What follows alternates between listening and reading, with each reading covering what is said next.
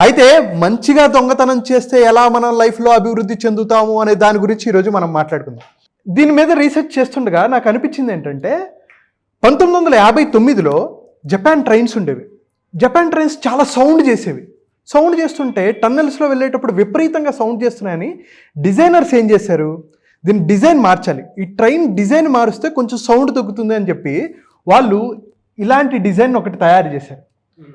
ఇలాంటి డిజైన్ తయారు చేసిన తర్వాత చాలామందికి అర్థం కాల అసలు ఎక్కడి నుంచి డిజైన్ చేశారు అనేది. అది చూస్తే నేచర్ నుంచి ఒక కింగ్ఫిషర్ బర్డ్ ముక్కు ఎలాగైతే ఉంటుందో దానిలాగా డిజైన్ చేశారు. అయితే కింగ్ఫిషర్ నుంచి ఎందుకు అంటే కింగ్ఫిషర్ వాటర్ తాగేటప్పుడు కానీ వాటర్ని స్ప్లాష్ చేసేటప్పుడు కానీ సౌండ్ చేయకుండా చేస్తుందంట. అందుకని చెప్పి సౌండ్ రాకుండా ఉండాలి అంటే కింగ్ఫిషర్ నుంచి కాపీ చేయాలని చెప్పి ఆ డిజైన్ అలా కాపీ చేశారు. సో ఒక కొత్త ఇన్వెన్షన్ వచ్చిందా లేదా?